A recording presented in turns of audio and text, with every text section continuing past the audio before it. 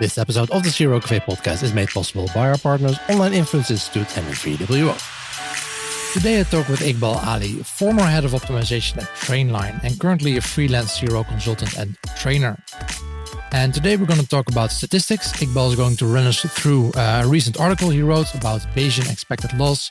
If you have a browser handy, I definitely recommend going through the show notes, clicking on the link from that blog post so you can see some additional visuals for that.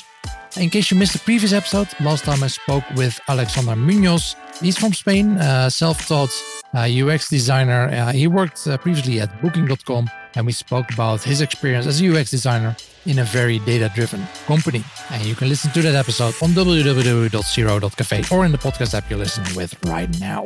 Welcome to Season 3, Episode 11. Welcome to the Zero Cafe podcast. We're going to talk about expected loss today.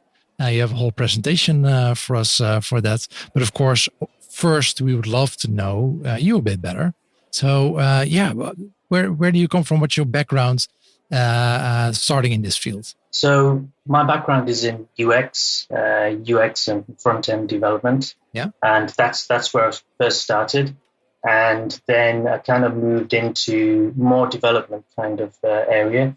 Before going into getting into the CRO space, where it was a good kind of like marriage of UX and development, and also got exposed to all of the nice stuff like analytics and statistics and stuff like that. Well, it depends on who you ask, I guess. Yes, nice or not. But UX stuff, is that mainly the design or research or? Yeah, design and research. So I've got a little bit of experience with the research, but mostly with the design. And when I say design, it's kind of like more wireframes and kind of user-centered design sort of thing. Yeah, not necessarily the visual part. Yeah, and then after going to CRO, then I've kind of I was the head of optimization over at Trainline, and as part of that, we're just kind of rolling out experimentation across the organization.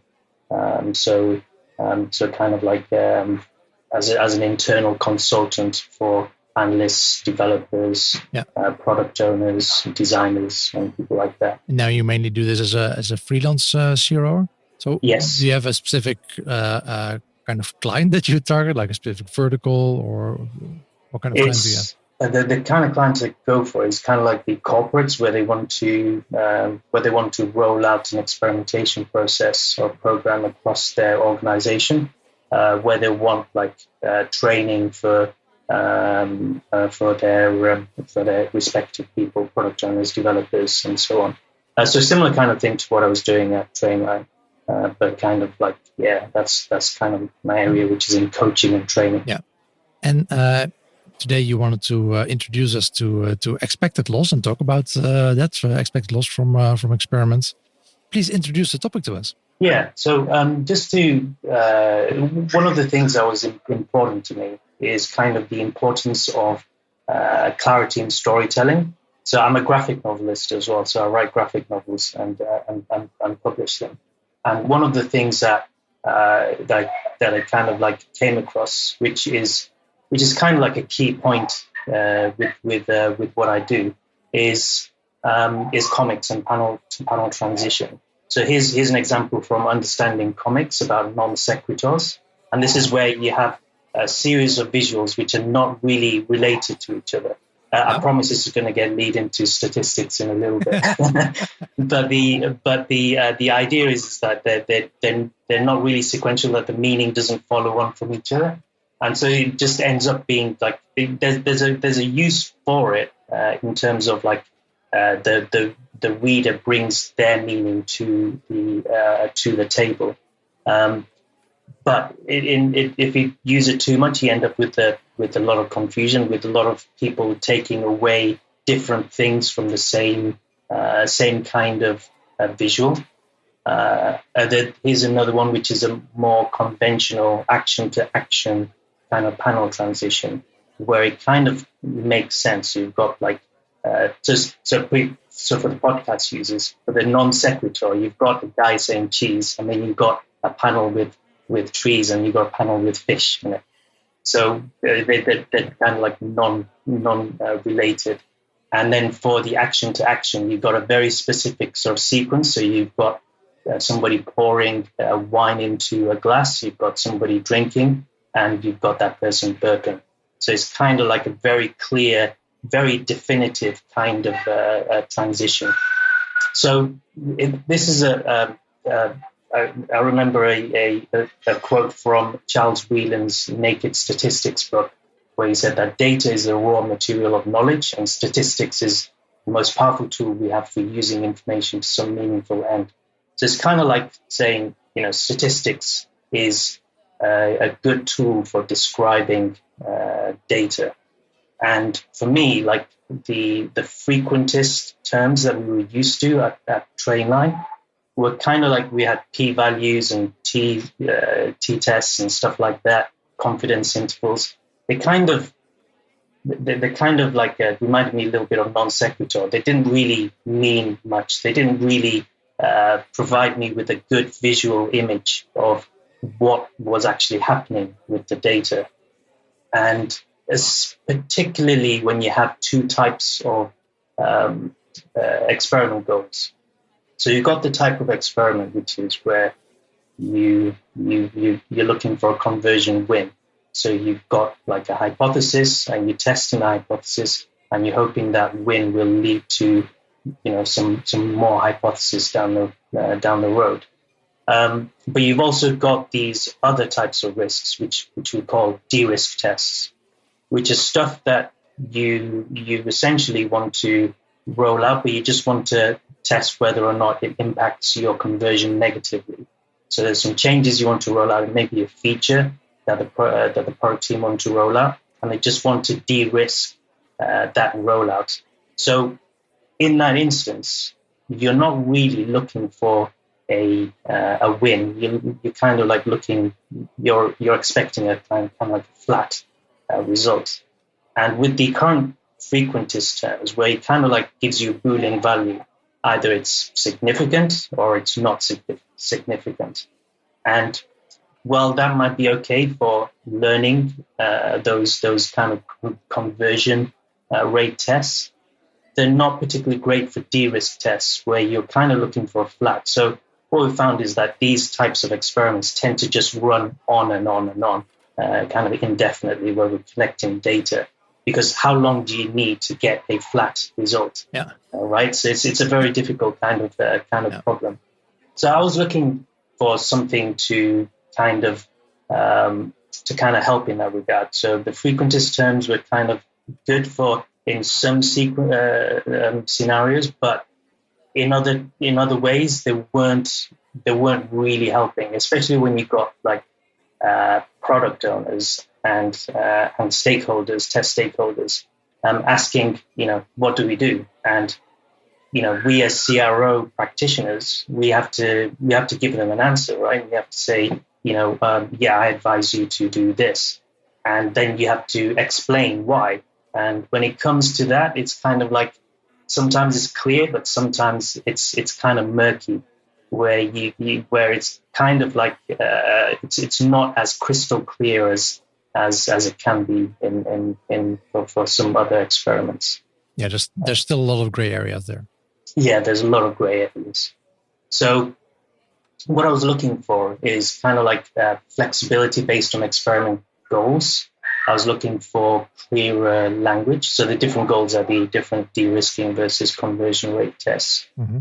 And also looking to reduce experiment run times. So this is like the holy grail, which a lot of places kind of look for. And then just additionally, maybe some stopping rules and automation possibilities to help kind of take off the strain of the decision making a little bit from the analysts and the CRO practitioners. And so statistics is kind of like a way of describing data. So this is also like a thing took away from Charles Whelan's book, where it's kind of like, I'm not that, there's a real kind of almost religious battle between frequentist and Bayesian that goes on. And for me, it doesn't really, I'm not really interested in getting involved, what I was looking for is just getting some better descriptive visuals about the data in order to make better decisions, really. So what we're looking for is probability that A is better than B. So I'm just going to jump to a quote from Chris Stucchio, which I'll kind of speak more about later on, where he says, I have a much easier time understanding a Bayesian result than a frequentist result. And there's a number of studies that show that practitioners have a significant misunderstanding of frequentists. And that is also something that I kind of came across. So there's a problem with. I clearly remember a talk from Chris at Conversion Hotel. I think 80% of the room was quite flabbergasted after his talk about statistics. It's interesting, right? We all had some food for thought after that one. Yeah. It's interesting. I read over some of the kind of like white papers that he links to, and they do make for some interesting and some scary reading as well. Exactly. Yeah. So it's and especially when you consider, like, for example, frequentist like statistical significance. There is a kind of like I've run multiple AA tests in the time, and the visual, for those who've got access to the visual, they'll see something which is based on real data, but I've kind of like I've changed it a little bit, kind of like just to protect the data source. But there, what you tend to see is statistical significance just kind of hits a number of times during that runtime of an experiment. So it's kind of a little bit unstable as a means. So depending on when you call it, you could call it at a significant moment or a non-significant moment, which was a problem for me. Which is where we kind of got the data science team involved, and they did a lot of research. They came across Chris Stucchio's stuff, his white paper on expected loss.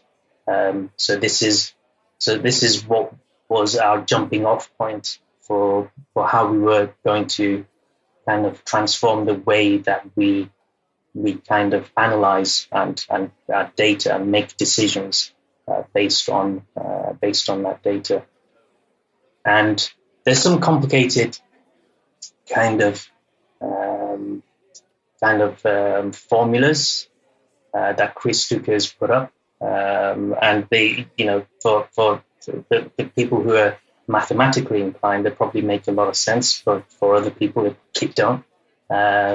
His kind of view of expected loss is what his definition is, as I quote, compute a posterior and use it to estimate whether the expected losses you'd make by choosing A or B are below the threshold of caring. If so, stop the test. So it's kind of like turning things on its head a little bit, where usually you'd be looking for, what's the winning variant? What, like this variant is winning by 0.5%. So what's the statistical significance of that, et cetera, et cetera. This kind of turns it on its head and says, what's the risk? What's the expected loss you would make for choosing the variation right now? Or what's the expected loss for you to choose the control right now? And what constitutes the least risk? Yeah. So it's kind of like it's a different way of looking at the data. Again, going back to the action to action kind of panel transition, it's more about kind of looking at it in one way and looking at it another way to get a meaningful context about the data, right? So I'm going to go into hopefully explaining expected loss, a little bit with words and visuals. So people who've got access to visuals, great. But otherwise, you probably have to deal with words. And hopefully, I'll try and do it with as little mathematics as possible. Will this work? Maybe not. Isn't that what we're all trying to figure out? With VWO, create and A/B test different variations of your website to continuously discover the best performing versions that improve conversions. Stop guessing. Start A/B testing with VWO today. Yeah, and by the way, so also for the people listening to this, we'll have a link to the presentation in the show notes. So definitely click to those, and you can open them on your mobile phone or whatever you're listening. You can see the slides as well. And hopefully you don't hear too much of my sons making a racket in the background. That's all part of lockdown. Yes, all part of lockdown. That's how it works. By the way, so I do have a question. So this approach it does feel a bit negative, as in we assume that anything doesn't do anything, any changes. But I think the way of doing this is basically as a check for anything that the content team or the design team, any changes that they are making, to make sure it doesn't do anything negative to your numbers. Does it still show you when it does something positively, or how does this work? Yeah. I think I mean, in terms of the way of looking at the data, and I'll come to that right at the end, but expected loss only gives you, again, part of the picture. Yep. It's just that one single panel, but what you still need is that other panel, which is like looking at it from a conversion winning perspective as well. So you'd have both views. So you'd look at it. So for example, you might have two different types of tests. One which is you want to roll out some feature and you just want to make sure that you're not breaking conversion. Yeah. And another where you think that changing a button color to green will drastically improve your conversion rate. Yeah. And the way you'd look at those two tests would be slightly different, but kind of like slightly kind of in similar terms. So, for example, for the conversion winning test for the green button, you'd probably be okay to look at it in frequentist terms if the answer was very clear. So if it came out like, it's a win. It's statistically significant. It passes the power checks, confidence intervals, all that kind of stuff. Then you'd probably be satisfied. And if it's somehow close, then you probably want to get some more views of that data. You'd want to probably make sure that you're making the right decision. And then, this is where you start to look at things in different ways. Like for example, with the de-risk test, with the frequentist method, most likely will tell you there's nothing happening. There's nothing statistically significant. But there could be something, and that could relate to a conversion loss, but it's not significant. We're not sure. You might want to collect more data. But in usual cases, with those kind of scenarios, the product team would want to move fast, would want to de-risk, roll out a feature, and then move on to the next one. In which case, you would look at it from an expected loss perspective. So you want to see which constitutes the least risk to roll out. Is the expected loss stable? Is my control? Is my variation the less risky option to go with? If it's not, I really want to go with the variation. What's the cost of this risk I'm about to take in going with the variation? So, and this is where the expected loss kind of really helps. Got it. So just some basic kind of like statistical terms. You get the normal distribution curve. So you've got like your mean conversion rate. So maybe conversion rate is like 9% or something like that.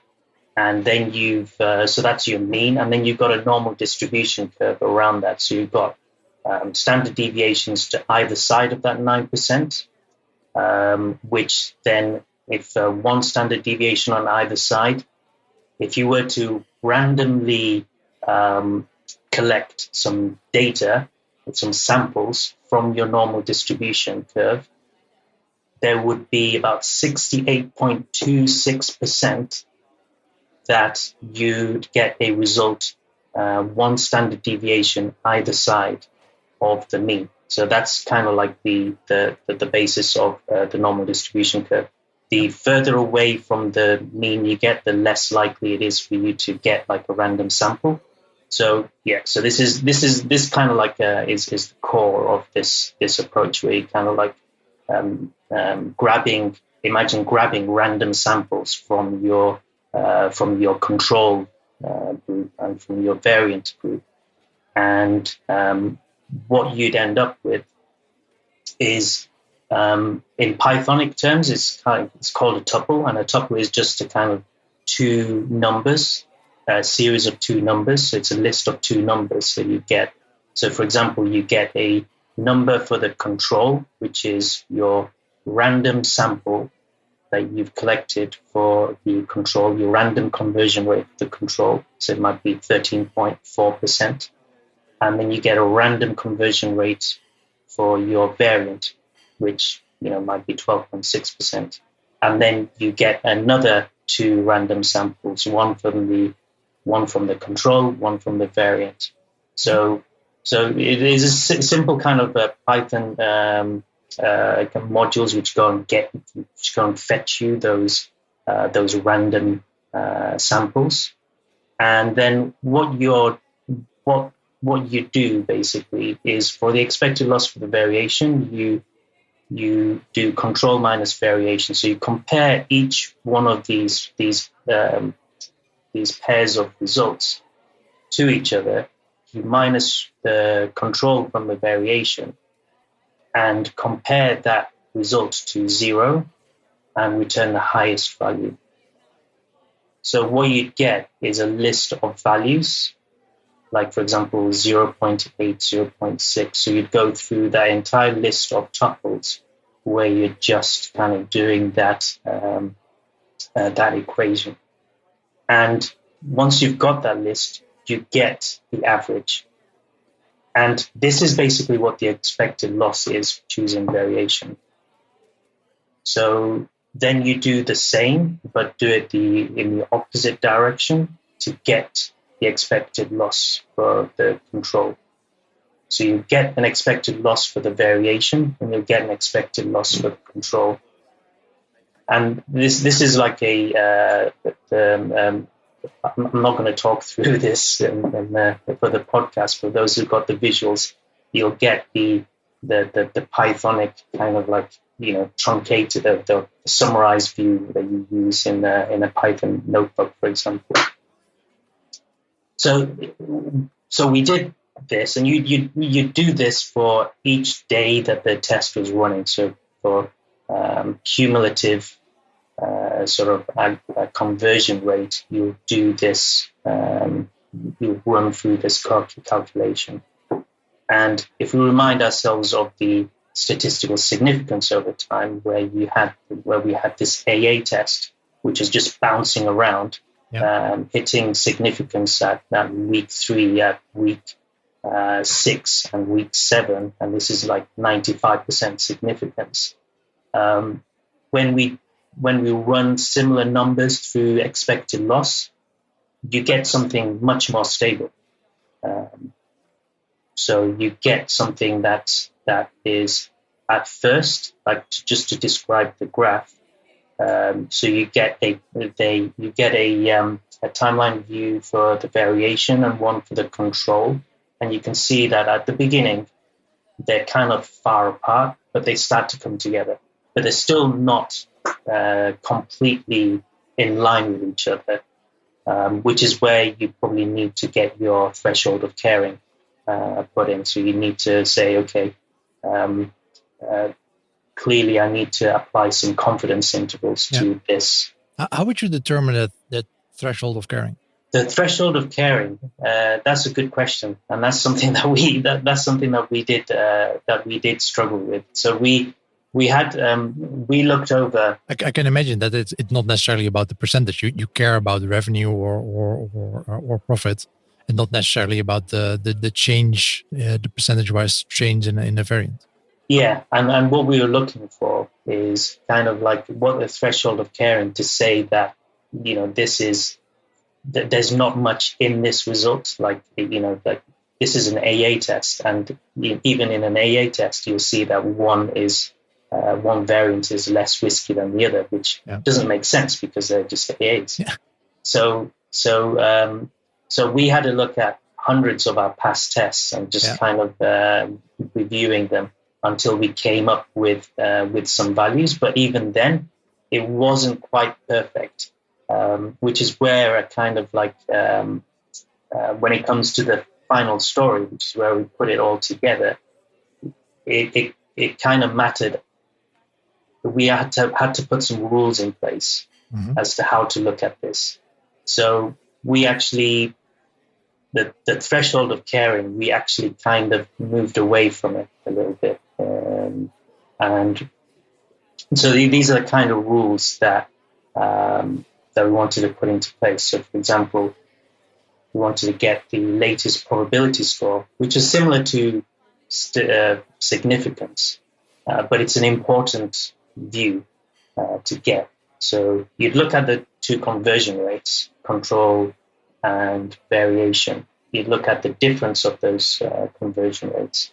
You'd look at the probability, and you'd want to look at the probability over time as well. So it's kind of like a what I feel is a kind of like a core Bayesian kind of view, which is a cumulative build-up of a visual picture of what the data is saying. Yeah. And so then the probability score is absolutely part of that. But we name it away from significance because significance has some bad connotations where people kind of like put too much emphasis on this term significance. And we get like a probability variance of the last 7 days, which is important, so you can see how stable the probability is. Yeah. And then we have like, so here's a picture of that. So you'd see control conversion, variation conversion, the relative conversion difference, and then you'd see a cumulative data graph of conversion rates. And in this view, the higher is better. So then you'd see like what the probability is for the conversion rates at any given time and what the latest probability rate is. And you'd also look at, all of your typical other views, so you'd get like normal distribution curves and stuff.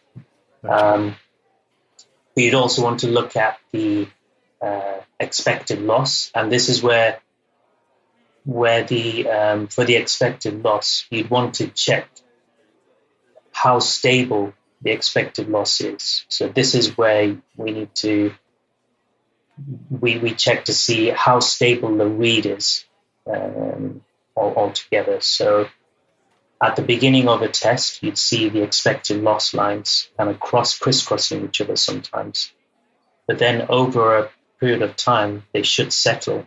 And they should settle to a point that, the variance from day to day as you're collecting data cumulatively isn't that big. So it's not the expected losses and kind of diverging away from each other.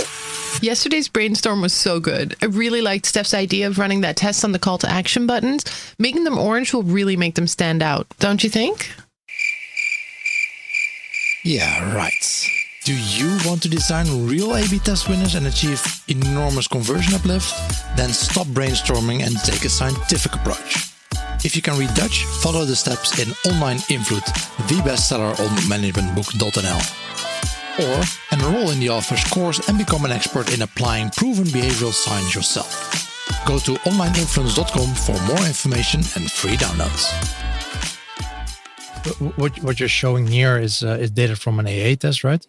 This particular view is I generated some data for this. Okay. It's based on a real test, but like I said, it's generated data. So just like using Python to generate some numbers for me.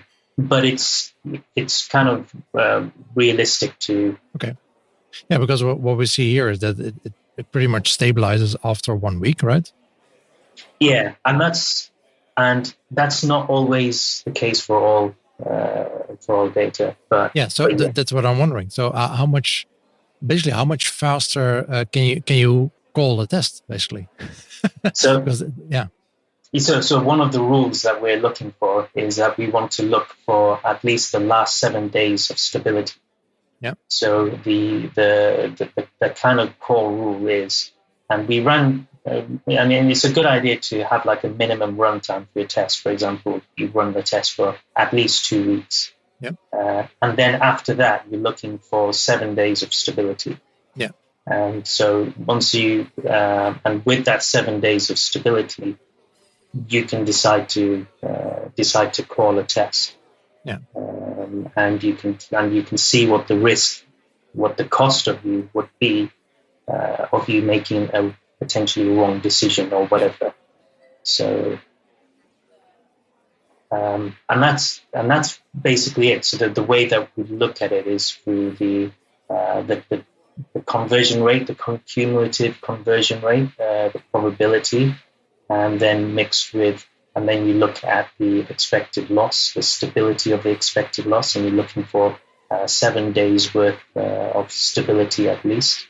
And then what we found is that we did have some clearer language, so it was more understandable to analysts. And what we ended up with was reduced experiment run times, but not for the reason you might think. Like, for example, it's suddenly magically given us another result over and above frequentist, but rather because there's much more clarity in terms of the way that analysts, stakeholders are looking at the data. It actually made for the possibility of calling a test sooner. Because they're much more confident in the decision-making process. Do you still always use? I mean, the graphs you've shown; those are percentage differences between test variants, right? Yeah. You say this is clear, but still, I can imagine that a lot of people still have the tendency to want to translate this into business value. Is this something you also do, or do you keep it like this in percentages between tests? I mean, that's for some people that might still be very hard to say, okay, but what does it actually mean for the business? Yeah, I mean, I'll be honest. At this point, it's probably up to the analyst to then take on. So if this view. They need to make a decision. They need to get some values to the stakeholders. They probably go away and calculate a value of that, and provide that value, and that would probably, make for easier kind of communication, especially when you can visually show what that risk is, and you can visually show that this is not a stable test. It's jumping up and down, like the lines of expected loss are crisscrossing, for example. Yep.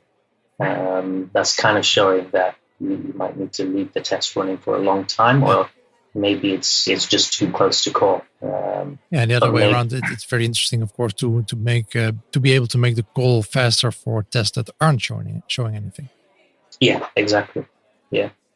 So I think for de-risk tests and for tests with low traffic, we did see that there is a marked improvement in kind of reduction in terms of the runtime of the experiment. Yeah. But yeah, I mean, I think that's the other thing that it does actually is to open up the possibilities of automation, and that was, I mean, yeah, that would be the perfect kind of goal. I mean, everyone looks for stopping rules and stuff like that. So I think this kind of rule set where you get like different ways of looking at the data allows you to create a set of rules that are specific to your particular type of business. Yeah, then you can create a stopping rule based on the actual performance, not necessarily on statistical significance, because that doesn't work, because that fluctuates all the time. Yeah. Yeah. Or you can have like a set of stopping rules based on other kind of things that you might be, other kind of data views that you might be looking at from a Bayesian perspective. It might be expected loss, it might be conversion rate, it might be the standard deviation of expected loss, like over the last period of 7 days, which might be a warning flag. So you could write as many rules as you want to kind of like be more strict or less strict with the way that you call in tests. Yeah. And it's kind of it's actually quite flexible in the way that you look at it, because you could. I'm sure a business could decide that looking at things in one specific way is more important than looking at it in a different way. So yeah, I mean, that's expected loss. You've spoken to Chris Stucker, I take it. Well, I haven't spoken to him at that conference, I guess, but not as far as I can remember. Maybe at dinner, not necessarily about the presentation, but yeah, he had a presentation at Conversion Hotel. I think it was 2-3 years ago, where he I think actively promoted the Bayesian approach and explained the way they were doing things at Optimizely. And at VWO, they do, I mean, this is the expected loss is one that they've kind of implemented at VWO. I'm not sure exactly how they've, in what form they've implemented it, because it would be interesting to look at it.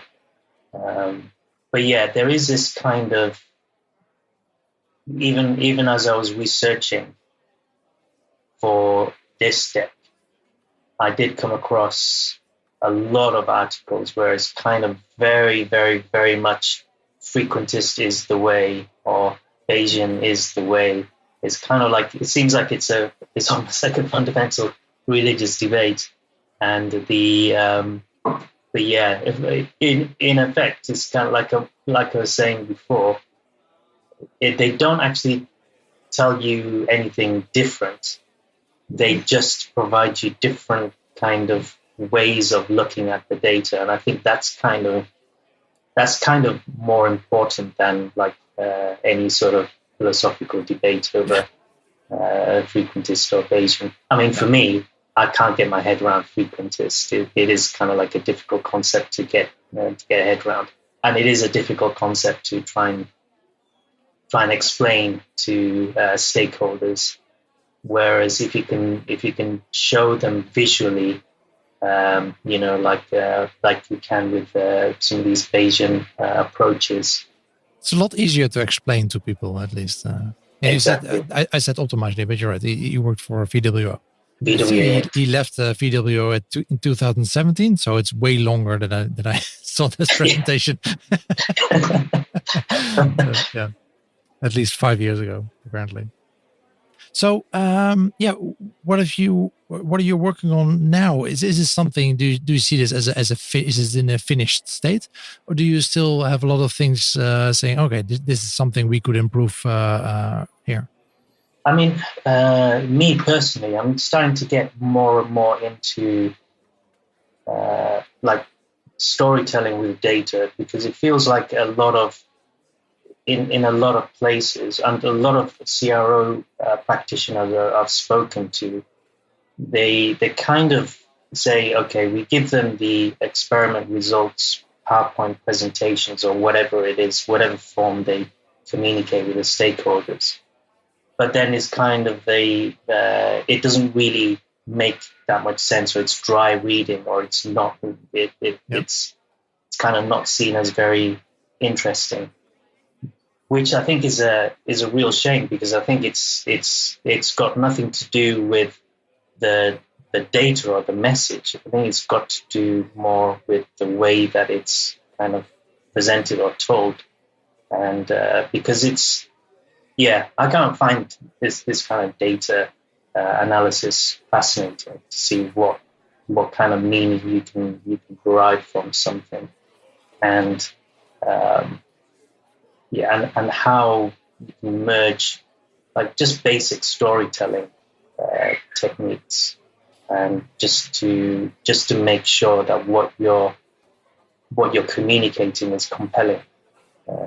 So I think that's kind of like more the angle that I'm headed with this, is less kind of frequentist Bayesian statistics, more kind of how can we visually tell the story of the data, and is there a particular process that you can tell that story that makes it that much more compelling? So do you have any final tips or tricks for us on how to visualize those results? What works well in terms of doing that for an A/B test?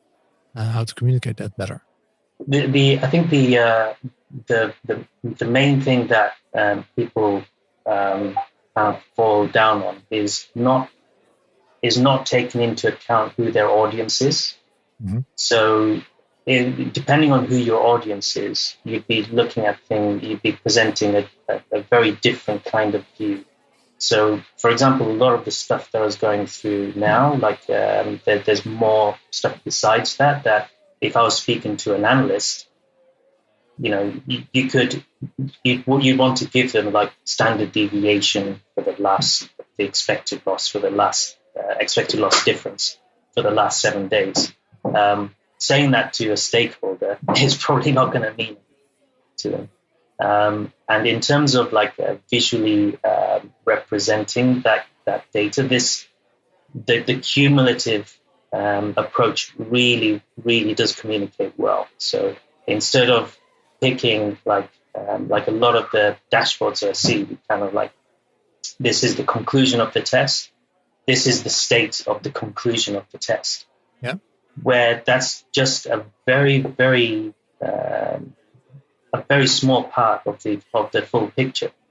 It's and if you even showing it to stakeholders, that just single picture is not very compelling whatsoever.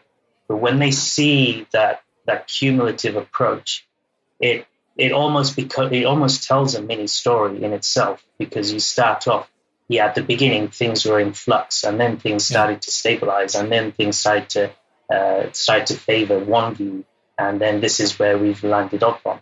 And it's kind of like just that in itself is kind of much more visually compelling than just like a very, very selective kind of view of the data features. Yeah. Speaking of storytelling, do you have any book recommendation for us? Yes, I've got a few. So Understanding Comics, which I know is doesn't seem like it's related, but it's very good at the kind of like of getting across visual storytelling techniques, so I think a lot of people can learn some kind of tactics about how to approach displaying the data. There's this book also, Storytelling with Data. I don't know if you can see it. Storytelling with Data, with Cole Nussbaumer Knaflic. Understanding Comics is by Scott McCloud, by the way. And this is Storytelling with Data. And then also Naked Statistics, which I've quoted a few times on there. I think those are really great books to get started on. If I may add one in terms of storytelling and data, the Norm Chronicles. Norm Chronicles. I have it here. Let me see who's the author. Michael Blastland and David Spiegelhalter. Okay. The Norm Chronicles. Now, it was recommended to me by Lucas Vermeer from Booking. Nice. It helps with storytelling around a lot of difficult numbers and how to explain that to people that are not necessarily always involved with statistics. Yeah, I've added that to my list. And another one is Information is Beautiful. Beautiful. Have you come across that? No. I've come across that. I haven't read it. Yeah.